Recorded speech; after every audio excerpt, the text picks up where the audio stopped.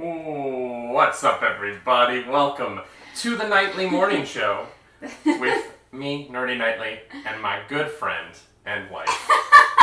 Wow, well, you're a good friend. Oh, I'm flattered. I'm Clarissa Karis. And wife. You did. Clarus, Dracarus. Good morning, everyone. Good morning to my brothers who are here. Thank you so much for watching. We also want to say thank you so much to all the people who watched this afterwards, either downloading it on our podcast feed or on our YouTube page. It means a lot to see that support. I know a bunch of people also watched the Twitch VOD after as well. Thank you. It's so fun. We had a blast yesterday. Yeah, so when we finished the recording yesterday, we talked about it most of the day, and most of what we were saying was, wow, I can't wait to do that again tomorrow. Yeah. So, yeah, we're excited to be back. Yeah, we knew that this was something that we wanted to try, and I'm glad that we're enjoying it. Yeah, me too. How are we doing? Rebel Trooper 1 asks. That's a good question, Rebel. I think we're okay. We're good. Yeah. Yeah, we're in a little bit of we're in a weird position because we moved to Toronto to get jobs and live our lives and be adults, and then Toronto almost immediately shut down again. Yeah, it's great. Not fully, but we took some steps back. So the kinds of places where we typically work, restaurants are closed again. And so we do a morning show now. Yeah, because why not? Caffeine. Because, yeah, that's exactly why. The whole morning show is actually a ploy so that we can plug our Riot Coffee. our eventual brand doesn't exist yet. That we do not have yet. Riot Coffee. How do we like Toronto? Asked Dark_Dispatch. Well, I'm very new to it, and I have not seen very much of it because we've kind of been in this apartment. My experience of Toronto so far is that the driving is absolutely terrible. They don't take care of the roads at all. And being alone in an apartment with my wife is excellent. I quite like my wife, Clarus Dracarus. Thank you. Should we talk about nerdy things? Yeah, let's get into the news, guys. We're on day two of this, and there already isn't any news to talk about, which is super fun. Great, I love it. But I want to get to our title story first, just because it is so. Actually, no, I want to tell a quick story. All right. That I read on Twitter just before we started. And I just need to share it with the world because I didn't retweet it. And that's how I should have shared it because it's someone else's story. But I will retweet the story later so that they get credit. A person posted a fantastic, a truly, truly fantastic conversation that they had with their family over a group text message in which it started like this. The father of the family texted the kids who have now grown up and moved out of the house to tell them that their poor cat had passed away and that they had to bury the cat. And so they buried the cat, and then the next day their cat showed up at their door. It had just been outside, which led them to the conclusion that they had buried someone else's cat. They were, of course, freaking out about this, so they unburied the cat and took it to a vet to find out if it had a chip in its body. Or that's where the chips go, I think. Yeah. Mm-hmm. And instead of getting the text saying, hey, we found out whose cat it was, they got a text from their mom that said, hey, there wasn't a chip in the cat because the cat was a rabbit. What? I'm sorry. Yeah. I'm sorry. Who? Yep. They found a dead rabbit and thought that it was their cat that they've had for like 15 years. Somebody needs to go get their eyes checked. It's time for glasses. It's definitely, yeah, I feel like if something like that happens, you should have to take your driver's test again. They keep that on record? Yeah, they're like, That's fair. Yeah, no. That person needs to take another driver's test. That is fair. Undead rabbits. Muddles, that is a Muddles cute has emote. a perfect emote for that. That is wild. So just on the subject of pets, Rebel Trooper, Jesus, asked if we're planning on any future pets. Future pets, yes. I think that Clarus and I are both pet people. We both like animals. Yeah. We're not in a position right now where we can make it work, just because of some logistical reasons. And that we don't have jobs. Yes. But we are looking at maybe getting a hedgehog in like a year. Yeah. So if we do that, you'll see him on stream, or her, Yep. on stream very often because that'll be our little nugget. Yeah. Muddles would like future pets. Oh, Muddles! Shiny Umbreon Master asks, what are these Pokemon secrets? Thank you, Shiny. That is a great segue to our main story today, which is... Our main story, guys. This is the news. This is the nerd news today. I'm sorry, but no matter how much news there was, this would be the main story. You know what, that's fair. That's fair. Anything could have happened, and this would be the top thing. This would be the thing that I care about. Follow me on this one. A YouTuber's pet beta fish accidentally stumbled into a rock duplication glitch in Pokemon Sapphire that doesn't appear to have been previously reported.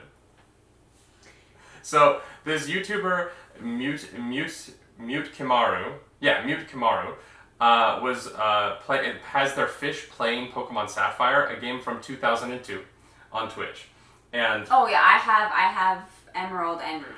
So. Yeah, no, but you don't force your animal to play it 24/7 live on stream, which I think is a hilarious kind of like I don't understand ecosystem. How that works. So basically, there's like a map right on the wall, and then the fish tank is in front of it, and the map has buttons on it, and as the fish swims around, it hits buttons, which moves the Pokemon character.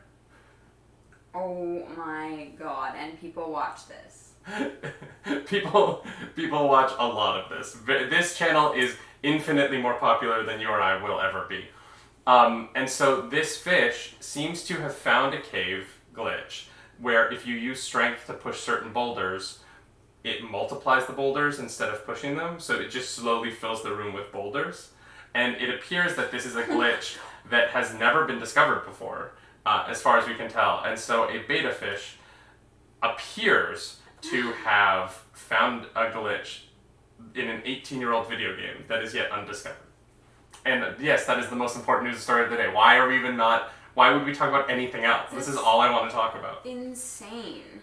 I have just so many questions. What is your first question? Why? Do you have any other questions, or is that the question you want to ask repeatedly? I mean, yeah, that's kind of more what he's a real good beta test. Ooh, McKinley coming out with the jokes. I think I kind of get it. Like, there's something about watching a Twitch stream that is that sort of chill and random that I totally understand that. Okay. Like, that's something that I feel like I don't think I would watch. I like the interaction, but if you're just looking for something to like have on while you're studying or something. So instead of like the aquarium channel, yeah, fish playing Pokemon. Yeah, it is the aquarium channel that also has a Pokemon game going on. Okay, all right. See, like that. I've never watched the aquarium channel. Is there an aquarium channel? Is that a channel? Yeah. It's literally just an aquarium, or like the fireplace channel. That's just. Like Isn't the fireplace channel only at Christmas time? I don't think so. They have a year-round fire. Wow. Maybe I'm wrong. That's insane. But yeah, I've seen it before. Like there's an aquarium channel. It's just like fish. It's just fish swimming around. Yeah. I kind of love it. I love that these older games are playable in this way, and that you end up in this situation where no human would have played this cave in such a random, weird fashion to find out that this works. Right. Because the YouTuber was able to recreate it, but you had to like do strength in a very odd pattern to make it happen. So there's just something in the code where if you do it in this very, very particular way, it just breaks the game. Yeah, I think that this is sort of the, like, I don't want to say the evolution, but the de-evolution of Twitch Plays Pokemon, which was a trend back in the day where, like, a Twitch community would play Pokemon together, helping the streamer control their character. So they would kind of, like, team up and be like, this is what we do next. Yeah. I think, I don't really remember how it worked. I think it was, like, emotes or something like that. But interesting. Yeah, it was a huge thing on Twitch a while ago. Mm-hmm. And this is like the next evolution. I think the point I'm trying to make with this is we brought up our hedgehog. And I think that we should try and find a way to have our hedgehog stream. Okay. We'll get like a little running wheel. Oh my god. It's not a hamster. I don't know if hedgehogs do that. Hedgehogs must need exercise, right? We want a hedgehog, but we know nothing about them. I know, they're just so cute. Like, that's all I can say. They're just adorable. That's all I care about.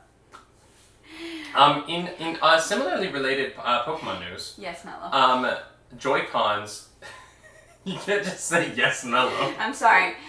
Yes, we'll have him play Sonic. Oh. If we can find a way to have our hedgehog play Sonic the Hedgehog, we will be the biggest streamers on Twitch. We will be Ninja, but it won't be us. It'll be our hedgehog. It'll be our hedgehog. You know what? I'm okay with that. We'll be that couple that like has to take our pet to Comic-Con with us because no one recognizes us. They just recognize the pet. It's all about the pet. Good morning, Wargamester. I am kind of amazed that you're here, but thanks for being here. I know it's super early. In other Nintendo news, Joy-Cons, those handy little controllers that go on either side of the Nintendo Switch, are getting a price decrease in Japan.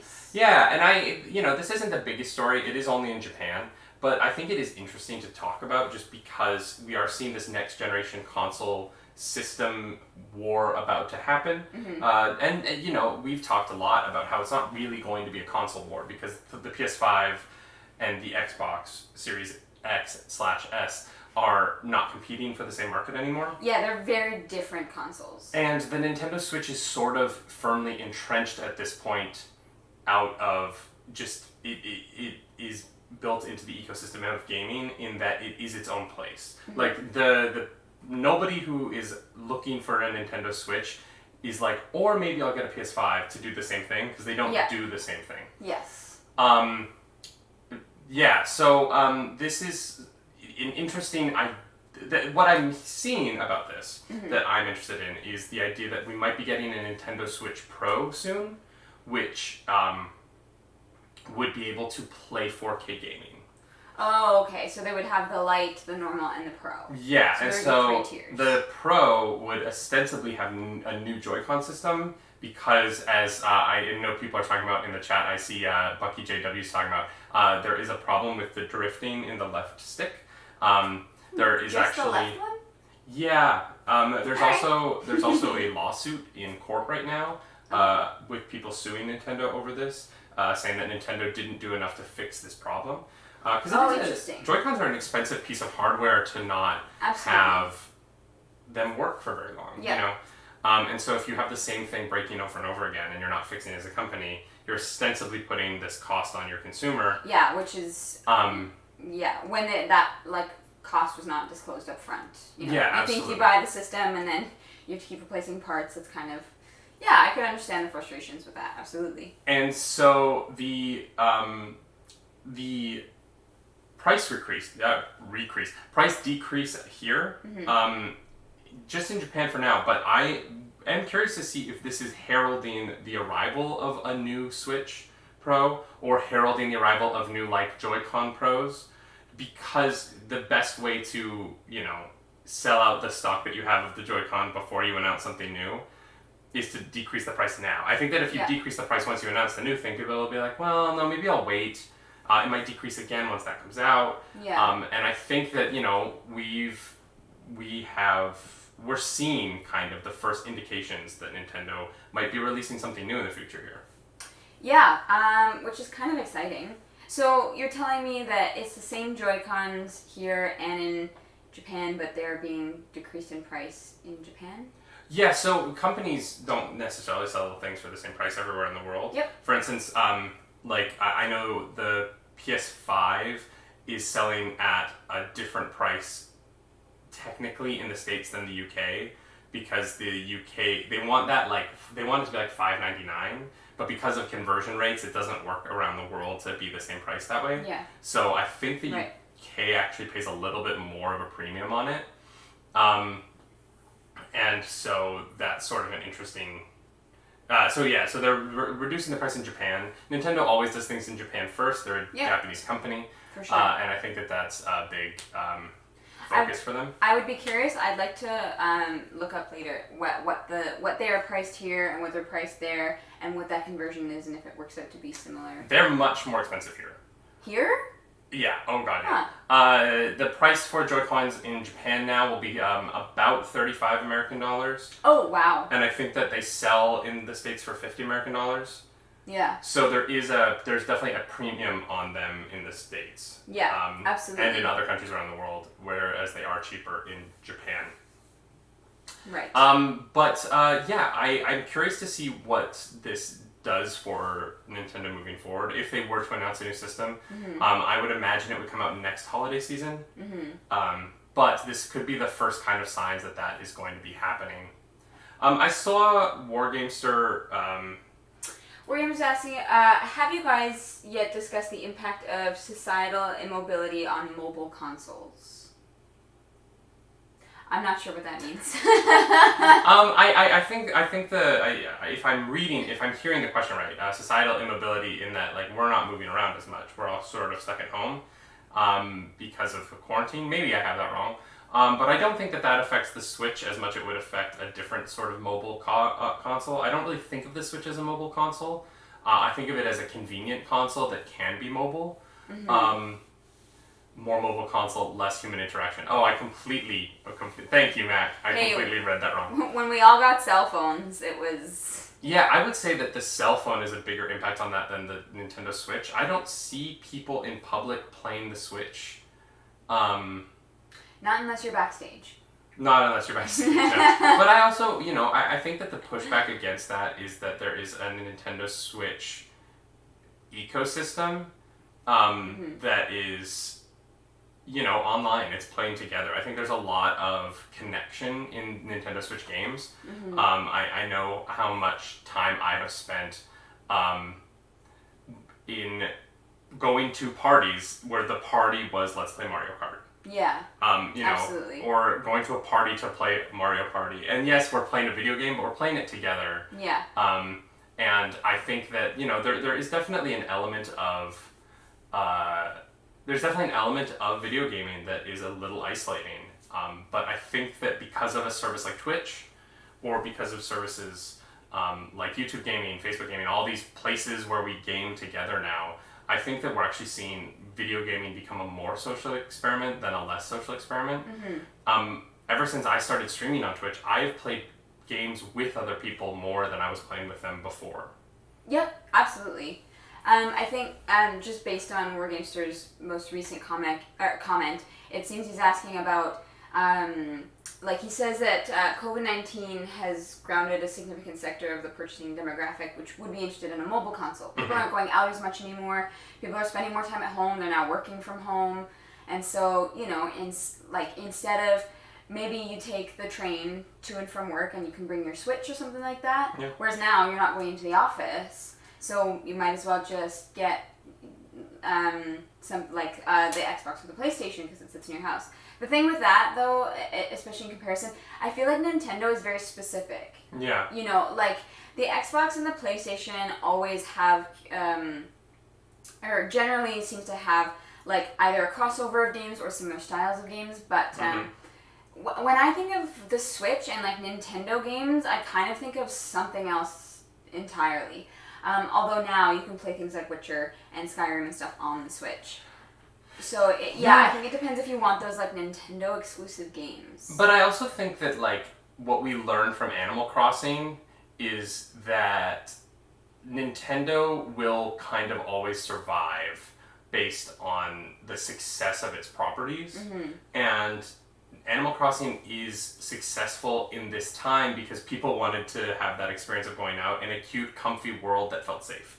I really feel like that was a big part of why that game was suddenly so successful in a way that no other Animal Crossing game had really been. This game blew everything out of the water. Yeah, it was all the rage, as the kids say. Yeah, truly all the rage, as the kids say. And so because of that, Nintendo sales are doing fine.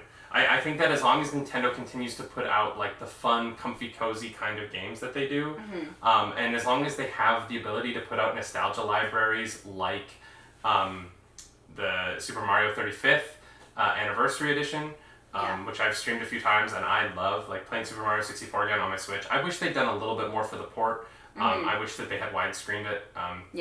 But Yeah, I'm seeing a lot of people in the chat talking about the fact they just apparently dropped a Hyrule Warriors trailer, but we don't really have a way to watch it on stream. Of course. Could we just like watch it on stream?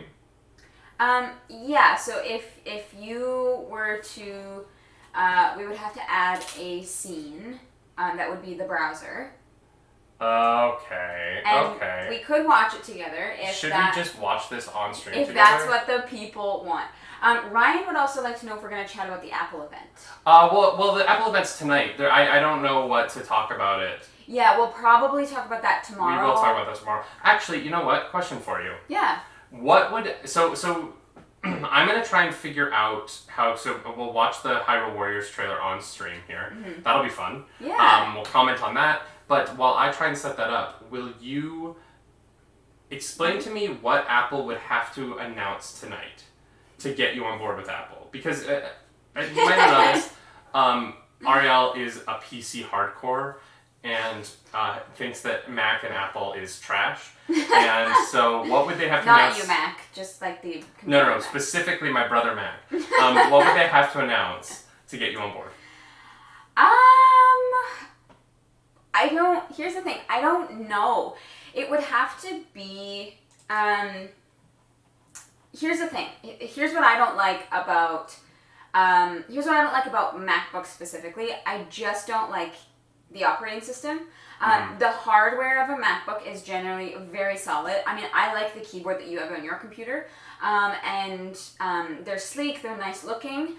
It's just I am so used to Windows that getting the that switching over to that software, I'm not a fan of. So like if I could download Windows on a Mac, which I know you can technically, but if they made it like easily accessible, maybe that would do it. Here's the other thing as well. And this information I get purely off of watching Linus Tech Tips, because I think he's a smart guy, knows what he's talking about. The Apple Premium that you pay for the hardware, I understand, but when Apple, as far as I can tell, Apple seems to sometimes skimp on their internal parts, opting for a generation old and still giving you this year's price for it.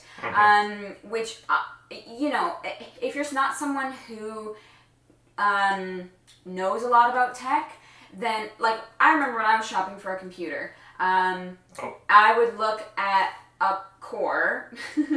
It's like right in front of your face. Very cute. When I was looking for like the Core, just moving it around the screen, like I would look at like i3, i5, i7, and that was all I knew.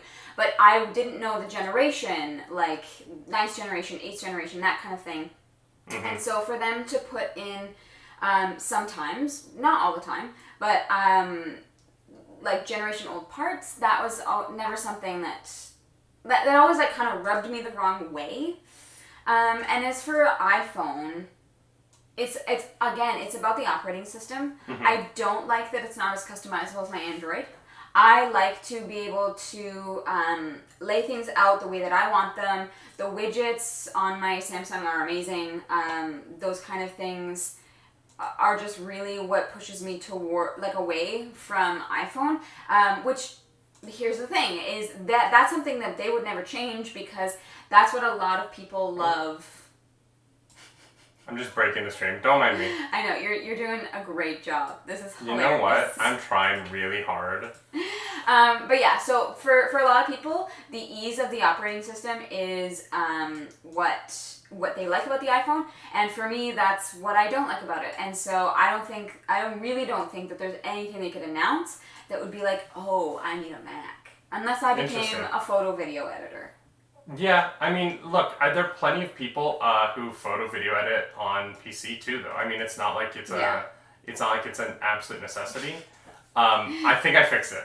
Oh my god. Okay. And also, hello, Fantaxia. Welcome in. Fantaxia is an incredible streamer friend of ours. If you're not following her, if you're listening to this on the podcast later, it's Fantaxxia. She's the best. I would stick the hero of the wind says I stick with Apple because I'm simply too familiar with it. All my devices are linked. I think that's a big part of this whole conversation for everyone. Well, I actually considered. I just got my Samsung S20, and I was actually considering getting an iPhone for a little bit because of the ease of our compatibility for nerdy nightly work stuff. Being able to just airdrop photos between and having the iMessage, like we could send stuff in higher quality, like just those kind of little things I definitely thought would be nicer, but in the end I went with Samsung. But I almost wonder if at this point these companies are stuck in their, that they have their bases kind of already built in, just because using a phone now is almost like muscle memory.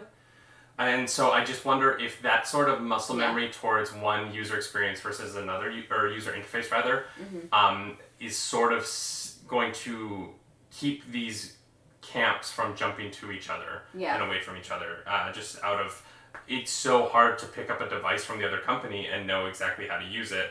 I pick up your phone and I don't know how to find anything. Yeah. You pick up my phone and find everything because Apple makes the user interface easy to use. No, I don't. I'm like, how the fuck do I open your phone? Apple makes the user face easier to use, and it's intuitive, and Samsung's a mess. But the point that I'm trying to make is that, because I feel that way about Apple, and you feel the same way about Samsung, and when we pick up the other device, it's like, what's a widget? Like, why don't you have, like, haptic sensors for different levels of pressing? Yeah. Wargamester says the main factor that makes a user change horses is a negative experience. Practically no other force does. Yeah, that comfort of having a device that you're familiar with that you can pick up and just know how to use right away is very important to, I would say, most people. Yeah, I think the only time I actually disagree... I'm going to hide this for a second. We'll come back to that in a sec. The only time that I disagree with that Wargamester is actually when it comes to consoles. I think that, because I started out as a Nintendo boy. I wasn't a Sega boy. I was a Nintendo boy. And then as a teenager, I got really into Xbox because Halo 1 came out, and Halo 1 changed my mind about everything. I was like, this is the video game series. And I loved Halo more than absolutely anything for 3 generations of consoles, Xbox One came out. I was still Halo first. And so I was Xbox first. Then towards the end, or towards the middle of the Xbox and Xbox One / PS4 time, which we're now leaving, PS4 started to put out games that I was like, oh, I have to play that. Like, I have to play that. And then I would play those games and I'd be like, this is my everything again. And then last year, 2019, with God of War, Spider-Man, there were others, but those 2 in particular that really, like, blew my mind open. I was like, oh, I am a PlayStation kid now. At 28, I'm a PlayStation kid. And the love that I felt for those games and the gaming experience that I felt like I hadn't really had in a long time, because the like second, third year of those consoles was a little tough for me. And Nintendo kind of was where I put my time because of Breath of the Wild, and Nintendo was putting out games that I wanted to play. So I changed over to PlayStation now because of a good experience, because they put out content. The difference between the console thing and the phone thing in this case is that there's nothing you could put out on a phone, like Ariel was saying, there's nothing you can put out on a phone in either way that would make me want to change that experience. Yeah. I want my phone to work like my phone. It's more of a practical device rather than a fun device. And that's the thing with people. People always, like, shame the other people for the phone that they have, but it's so personal that, like, it's all in good fun, but in reality they're all incredible computer devices and work the way that they're supposed to. I mean, Jack, I definitely was thinking about getting the Google Pixel just for that freedom, but it wasn't available where we were getting my phone from, and so that's just how it worked. Although I do have to say, if Apple announced a gaming computer, I would be so curious. I feel like I would have to try it. They literally can't. Yeah. Not because they don't make good gaming stuff. They don't. But they are about to switch over from their Intel chips to ARM-based chips, and the technology in ARM-based chips doesn't run 64 based processed apps and games well. Yeah. So you literally can't. Yeah. Until the ecosystem of gaming supports ARM infrastructure in a way that is more widely available, making a gaming PC for Apple in the next few years would be insane. Their new chips are simply not going to be able to play games well. Yeah. Their new chips might not be able to do much well. Yeah. It's going to be really interesting to see whether or not these new ARM-based laptops and computers are able to run the apps that people use day to day. Well, and that's why that comes back to my point saying sometimes Mac makes you pay the premium because it's a Mac when they put in subpar parts. Well, this isn't a subpar parts thing. This is we don't know if it's going to work the way that it is supposed to or that you want it to. And that, for me, like I said, those kind of things rub me the wrong way. This is a case of them trying to make something new, though. Like, this is them genuinely trying to move forward. Because if we could support ARM infrastructure in chips... Sorry, this is a very, very, heady nerdy conversation about how the chips in your computer work. But if more systems supported ARM-based chips, there is a use for them. And they could actually end up being better. You know what I mean? We don't know yet. Yeah. The problem is the apps don't work on that kind of infrastructure yet. The problem is I'm not going to pay a MacBook price for that not knowing. You know what I mean? Right. You got to do something about that. Would you buy an Apple Watch if they changed how it looked? I don't know if it'd be compatible with my phone. Are Apple Watches only compatible with Apple phones? I'm not sure.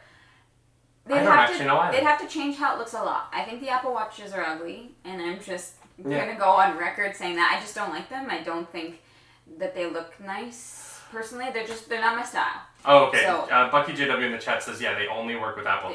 That's interesting. I daily drove a Apple Watch for years. Yeah. And now I have the Fossil smartwatch because I just wanted something that looked a little bit more fancy. We're not sponsored by, but... We're not sponsored by, but we both have Fossil smartwatches. I just wanted something that I could wear to an event, that I could dress up. I feel like the Apple Watch is really great at work. I used it a lot at work. Yep. My manager, because the Apple Watch, you can draw a message and send it really quick to another Apple Watch. And so a bunch of the people at the restaurant I worked at had Apple Watches. And so this is such a dumb story, but no one in my restaurant, not many people in the restaurant I worked at could sing. And so whenever they wanted to make a birthday feel special, I would get a buzz on my wrist with just a number telling me what section to go to, and I would go sing happy birthday to someone in that section. That's amazing. Yeah. They definitely used and abused me there. But I got paid so much money, it was fine. I miss that place. I hope they're doing okay. It was a New York restaurant, so pray for them. Yeah. Yeah. Crazy world. It is a crazy world. Should we watch this trailer? Yeah, let's do it. All right, we're going to watch. This dropped while we were streaming. We're going to watch live with you. I think this is okay legally, right? We're allowed to do this? Yeah. The new trailer We'll get demonetized on YouTube, but that's about it. Yeah, in the future we're going to have to do this with Bluetooth headphones in. But for now, I'm just going to turn the sound up here and hope the mic picks it up. Just pray. Nah, trailers are fine. Oh, okay, good. I'm not sure how that works, but this is exciting. Yeah, we've never done... We're trying things. This is our test. We're learning, yeah. Guys, this is the test run for the Nerdy Nightly Morning Show, so thank you guys for being here, first of all. Yeah, we're doing a two-week test. Yeah.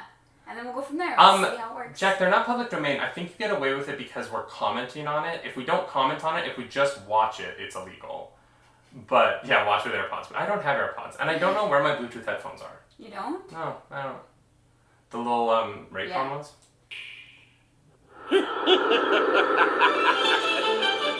Alright. Look what you did. Well, What is this? I don't mind. The stupendous chief of the Yiga Clan, Master Koga, is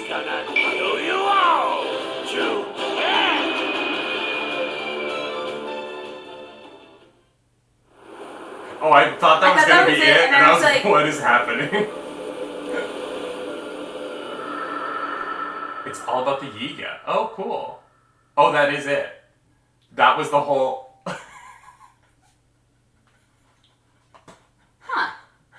I feel like we maybe built that up to be a little bit more fun than it ended up being. I mean, I'm confused.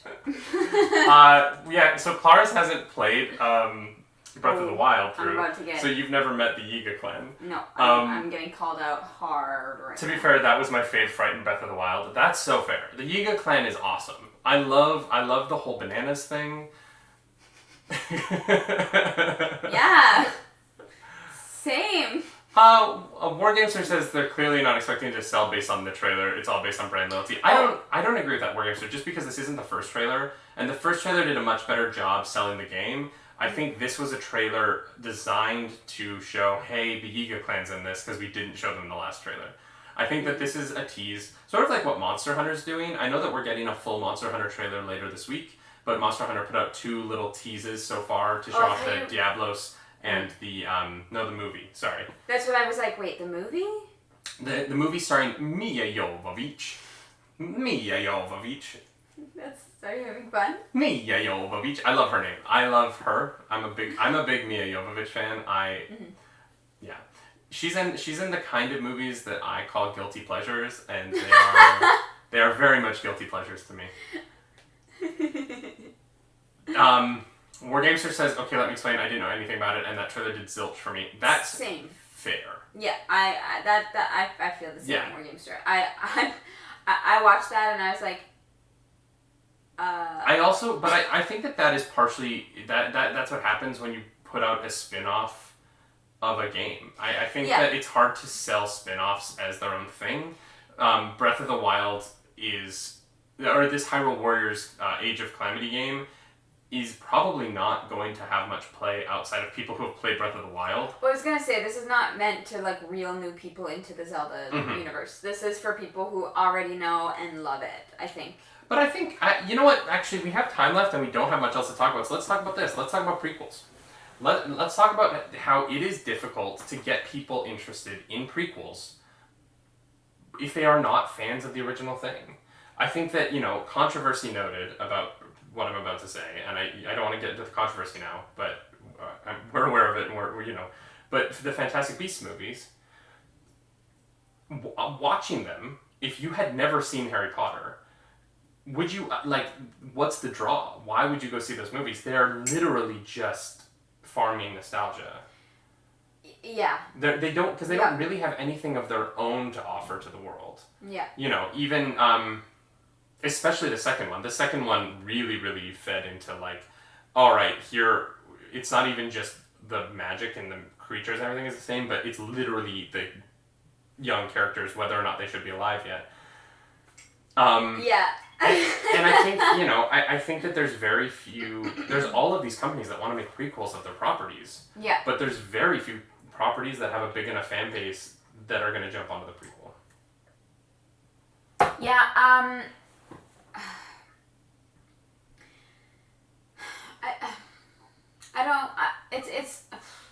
feel like I don't know. I'm trying to think of something to say. I feel like I don't know because I've come into it from such a position of loving Harry Potter and knowing it as well as I do.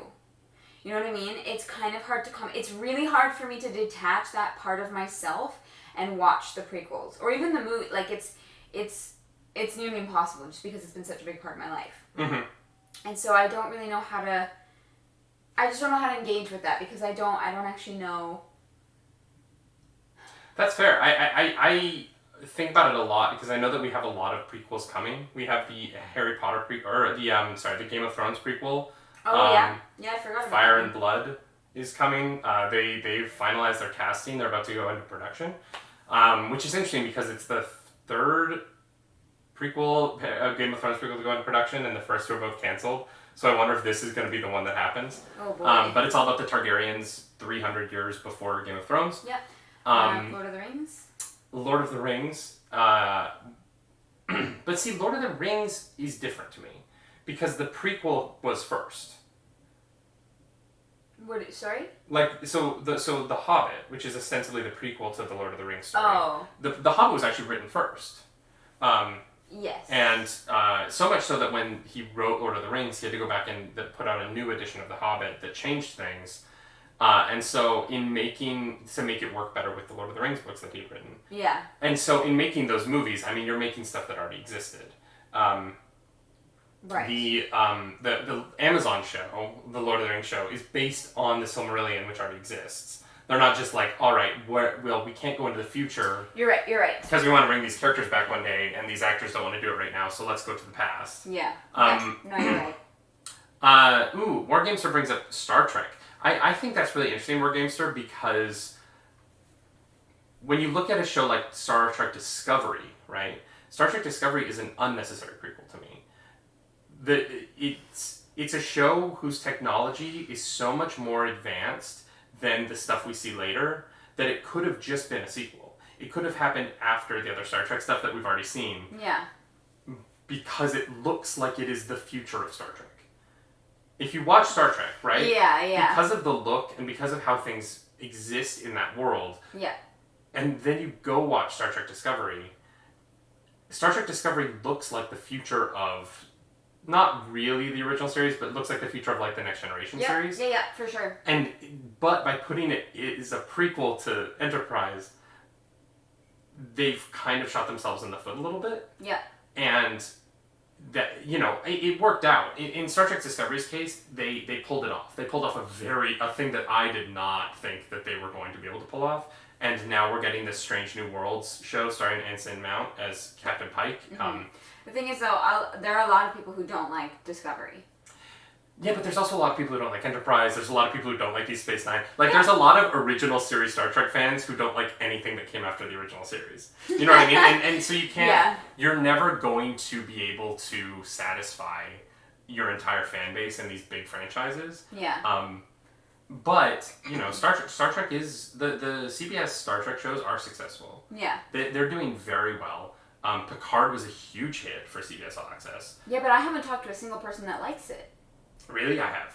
Oh. I've talked to a lot of people who like Picard. Really? Yeah. Oh, I actually cannot think of a single person I've talked about it who... That's interesting. We have not seen any of these yet, so we're talking about all of this anecdotally. Yeah. But I just find it interesting to put a prequel into a world set in the future. Yeah, it's... But where the technology from the original series was made in our world 50 years ago, so it just looks dated. Yeah, it's a weird, kind of backwards thing, but it's, I mean, they made money, and, like WarGamester said, it was, you had to pay for it, it was behind their paywall, so they obviously did well with it and made money with it. Yeah, but calling a streaming service a paywall is... I mean, shows don't really come out on TV anymore. That's just how we watch everything now. Yeah, Netflix, everything's sort of on a Amazon, streaming service. We've literally gone back where we have cable again. We do. We are in a world where we have gone back to cable, where you pay for a bunch of services. Yeah. What's wild to me is that there are people who pay for cable and pay for all this stuff. Mm-hmm. We have cable for free because of the apartment we're in and the house situation that we're in. Yeah. But,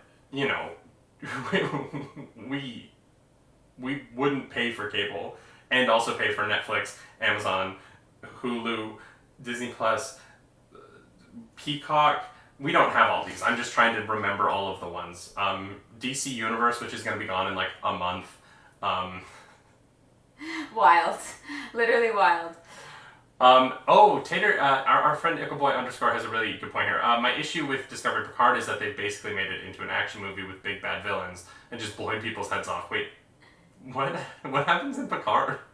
I thought it was about Picard making wine, to be honest. I know nothing's objectively bad, but it's just not what I think of when I think of Star Trek. But that's sort of what the Kelvin timeline movies did for Star Trek, right? Star Trek used to be this kind of thinking man's sci-fi. Yeah. And then, you put Chris Pine on a motorcycle to... Hey, I loved those movies. I love them. You know what? And Star Trek Beyond's my favorite of the three. They're not... Oh, I guess he's in a motorcycle in the first one too, isn't he? Yeah. In 2009. But those movies, you're right. They're not OG. They're not Next Generation. Yeah. Like, it is very different. Star Wars has evolved, or Star Trek. I do that all the time. How? I do it all the time. I don't know why. How do you do that? Star Trek has evolved in that way, and Mm-hmm. I think that I think that they saw that the movies were very successful, and so I think that that's what they thought people wanted. But here's the thing: when I watch those movies and when I rewatch Next Generation, Deep Space Nine, I don't really feel like I'm watching the same thing. It's called Star Trek, but they feel very different, and I think that's just. I don't know. The original series, Next Generation and Deep Space Nine, feel like they could take place in the same world to me. No, sorry. I mean, those do, and then the movies. Oh, the movies that just came out in the past decade or so. Well, but that was a very intentional choice, right? Yeah, but that's what I'm saying. They're called Star Trek, but they definitely don't feel the same to me. So I get that. If Discovery is more like those movies, I totally understand that. I understand that it's not what you think of when you think of Star Trek. Because when I think of Star Trek, honestly, I think of Captain Picard. Yeah, just concerts in space. Yeah, and Data having another crisis about is he human or not. If you've never seen the honest trailers for Star Trek The Next Generation, it is definitely worth a watch. But my favorite joke in it is when they're like, concerts in space. So many concerts. And it's just all of these shots of people playing instruments. I love it though. I love it. Hero of Wind is saying, video games are the same. There could be many games within the same franchise that are completely different, just the characters carry over. I think that's a really good point, Miller. I think that we are kind of seeing the franchising of media in a way that is really fascinating to me. I think the DCEU is starting to get really interesting to me in a way that they weren't at first. I thought the movies were a little cookie cutter at first. Brilliant. I think Man of Steel is brilliant, and I think that all of the Snyder films after that were chasing what Man of Steel was able to accomplish. But then the introduction of Margot Robbie as Harley Quinn really... Solid choice. I think the introduction of Margot Robbie as Harley Quinn saved the DCEU in my eyes, because her in Suicide Squad and then her in Birds of Prey. We really liked Birds of Prey. If you haven't seen it yet, I really recommend giving it a watch. I think that character gave Warner Brothers the confidence to put out this sort of, okay, every movie's going to be different, but the characters are going to be the same. So it's going to be these characters in very different feeling things. Yeah. And I'm really excited to see them explore that. I want to see Ben Affleck's Batman continue, and also Robert Pattinson's Batman, because I've had that in the comics forever, and I'm fine with it. Yeah. Just give me good stories by good writers and good directors, and I'm happy. Yeah, 100%. Doug says that he loves all the solo DC movies, but it's the team-ups that he doesn't like. The team-ups so far have just been Suicide Squad, Justice League, and Batman v Superman, right? Yeah, which I would mostly agree with that. Yeah. Jared Leto almost destroyed everything playing the Joker. Says Rebel Trooper 1. I don't think he did. I think that within the movie that they were making, he did fine. I don't like the way that he did it, you know? Yeah, I have a lot of issues with the stories that I heard. Yeah. And like, if I was putting up with that on set as an actor, I would have been like, well, no. As an actor, I listened to that and I'm like, what is wrong with you? That's not No. If you did the things that he did on that set in any other job, you'd be arrested. Oh my god. Yeah. Yeah. You can't just get away with it because you're I don't know. But he did. He did. I know. Like, we say like you can't, but he did in fact. I know. I hate it. I really that's something that really rubs me the wrong way. I have a lot of strong feelings towards that, and honestly, like, here's the if I ever met him in person, I would probably just not even I'd just walk the other way. I'd be like, I can't do this right now. Yeah, I think that that's just so much ego, and how difficult. Don't need that. And, and I do sympathize with, like, the difficulty of the pressure of being in a movie like that. I would say I can't, but I can imagine that being hoisted into a position of having to provide an experience for the world and the expectation and living up, particularly being the first Joker since Heath Ledger, and sort of what the legacy of that is, and being put in a position where you had to kind of satisfy that audience. I can't imagine the stress that would go along with that, and in some ways I can sympathize with the position that he was in, and the I think that what he did was wrong in a lot of ways. Yeah. But I also think that, like, I understand that he was put there and he tried. He was like, I have to live up to the idea of the Joker. I have to give the fans what they want. And he took that in the wrong direction. But I can't imagine being in a position where I have to satisfy the masters that he had to satisfy in that kind of ecosystem. Yeah. I don't know how any actor in any of these films does it. I don't know how Robert Downey Jr. has managed to maintain the persona of being Iron Man for the world for as long as he did, and what the pressure of that would be, Yeah. There are hundreds of millions of people around the world who look so forward to these movies because they are this huge escape for them, and you have to put on this incredible persona to do it.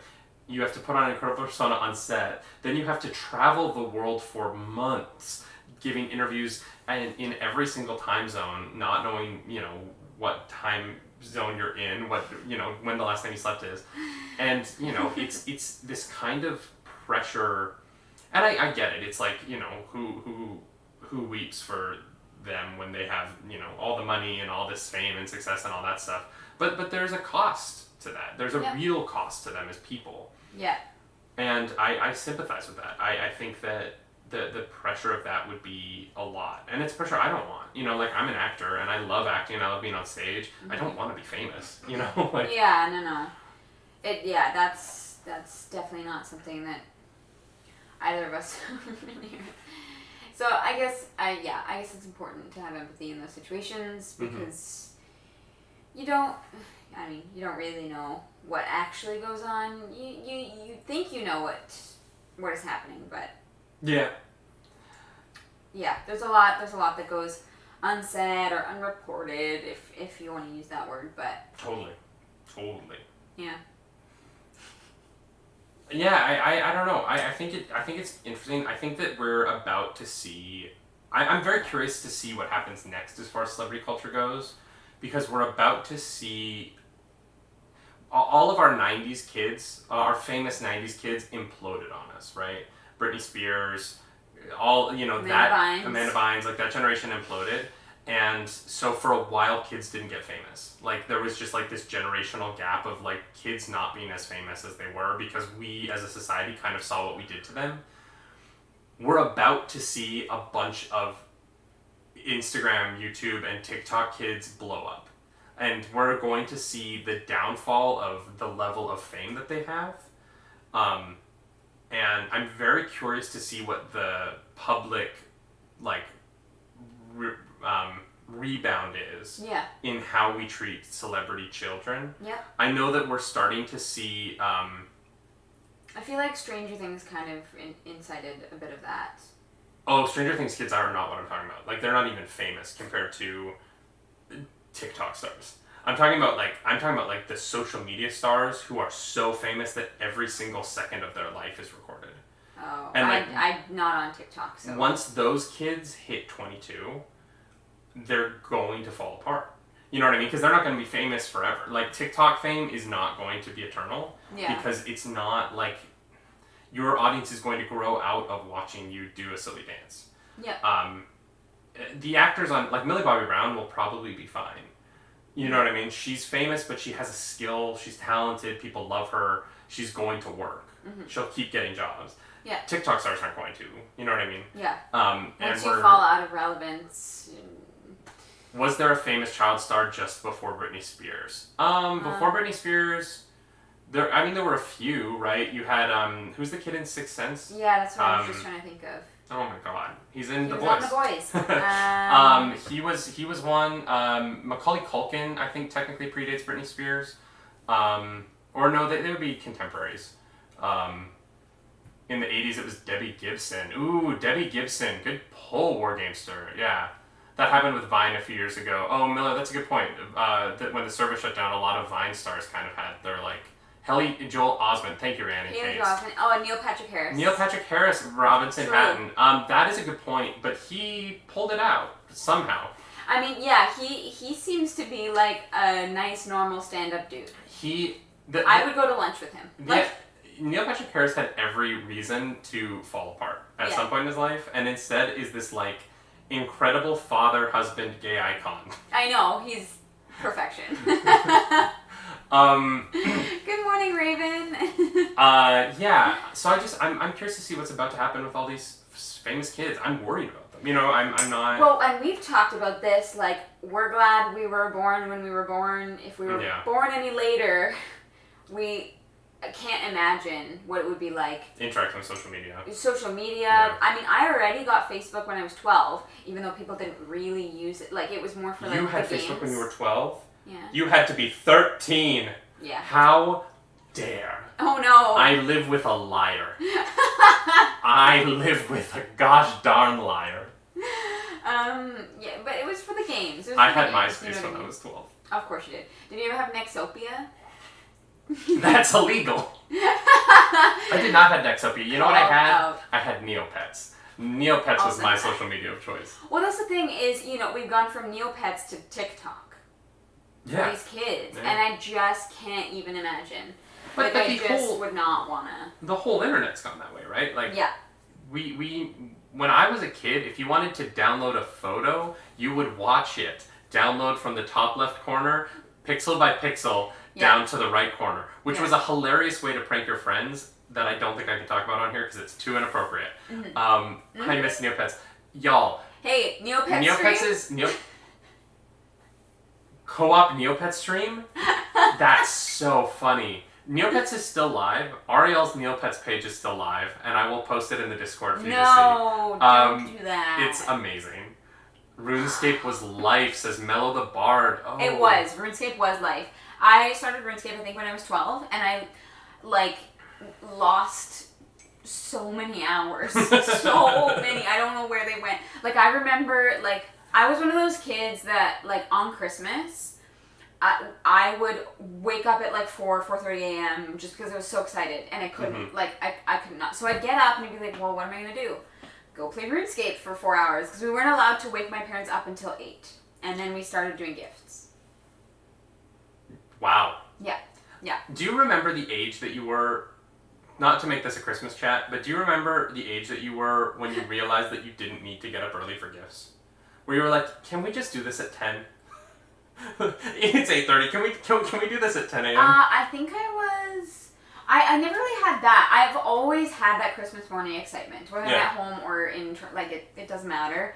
But, like, I definitely, the whole, like, waking up at, like, 4 a.m. thing stopped, I think, when I was, like, 15, 16. Holy crap. I was, like, I think, part of it was because my sisters would do Christmas morning with their mom first. Oh, okay. And then, so we would wait for them to open gifts. That's sweet.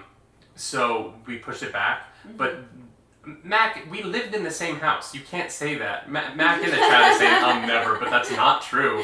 Because we got to a point where, like, we got to the point where we would eat breakfast before gifts. Oh, God. Because, like, we would get up, it would just be calm, we would open our stocking, we'd eat breakfast, and then we would gather for gifts when my sisters came over. Does not mean I was cool with it. Okay, Mac. Just because we waited does not mean that Mac was cool with it. I didn't know. I thought that we were all down to eat first. No, yeah, for us, and here's the thing, is having two much younger brothers as well, like, they kept that hype. Right. You know what I mean? Like, Dash it was a huge deal for him. So, yeah, I think I stopped having that, like, Christmas morning, like, I can't even sleep, I'm so excited, and I wake up at, like, 5 a.m. That stopped, I think, probably when I was 15. Huh. Actually, yeah, it was 15 because we were in Disneyland for Christmas? For Christmas. That's fun. Yeah, that was a vacation. All right, y'all. It's 11 a.m. That means it is time to end the show, which is weird. I want to just keep going. I know, it's so funny. Weird to only keep it an hour, but, that lets us do it Monday through Friday. Yep. Through the week. So. And also, we are going to be live on Twitch at 2 p.m. Eastern playing Divinity 2 together. We're both going to be on stream on this channel later today. This will be up on YouTube and on our podcast feed eventually. Muddles, thank you so much. This is nice. You. We love doing this. I really it's enjoy. Really fun. This is a great way to wake up and just talk to some friends, have some coffee. I know I keep bringing up the coffee, but it's the most important part to me. We are on for tomorrow, Hero of Wind. We're going to be doing this at 10 a.m. Eastern all week this week through Friday. We're going to take Saturday and Sunday off for our weekend, and then we're going to do Monday through Friday again next week. The thing that we haven't talked about yet is if we're keeping the same time next week. We're trying 10 a.m. this week to see how it works for people. And then we'd love to hear your opinions on either content or starting earlier or later, maybe 9 to 10 a.m. or 11 to 12. So please let us know what you guys think. We have a lot of fun doing this, but we want to make this as accessible for you guys as possible. So yeah, drop your thoughts in the Discord, tweet at us. Mello the Bard, the one thing I can promise you is that we will not do a show at 5:30 in the morning. 9 would be the earliest.